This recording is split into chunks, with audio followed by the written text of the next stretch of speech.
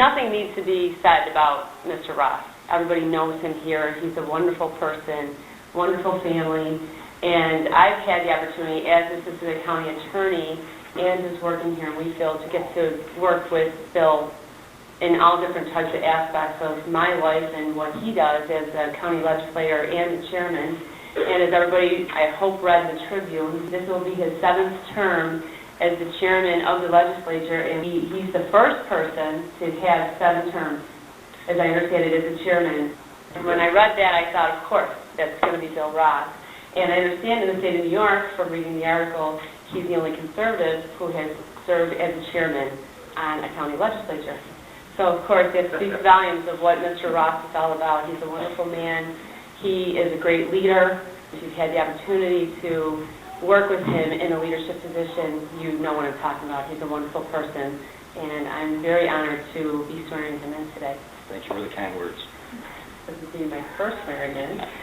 I, William L. Ross, do solemnly swear do solemnly swear that I will support the Constitution of the United States that I will support the Constitution of the United States and the Constitution of the State of New York, and the Constitution of the State of New York, and that I will faithfully discharge and I will faithfully discharge the duties of the office of Niagara County Legislature the duties and responsibilities of the Niagara County Legislature according to the best of my ability, according to the best of my abilities, so help me God. so help me God. Thank you very You're much. welcome.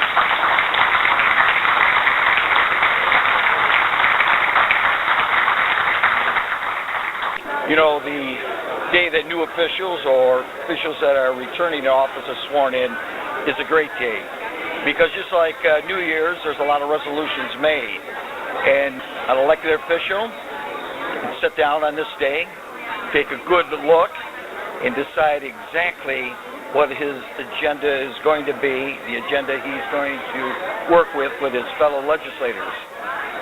So, starting January 1st, certainly Niagara County Legislature is always going to look at smaller government.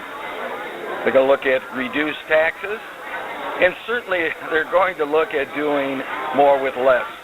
That cliche phrase is always used, but it's so important today, especially with the unstable condition in Albany, where the fiscal disaster that has occurred there, some of that could be pushed down to county level.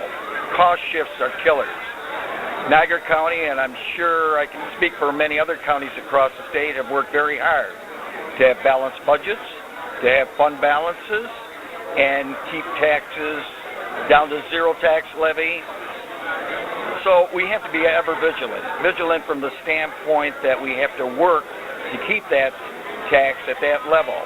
That means that we can't turn our back on our state legislators and run away. We got to work with them and hope that we can keep everything within the level that people can afford. Because people are at a saturation point now. Property taxpayers really can't take much more. And you know, people will vote with their feet, as that statement is made. People leaving the state because they just can't afford the state of New York. So let's hope that January 1st is a new start, that governments can work together, whether it's the county government with our state government and also with our federal officials, to make this country and this county more livable for all of our residents.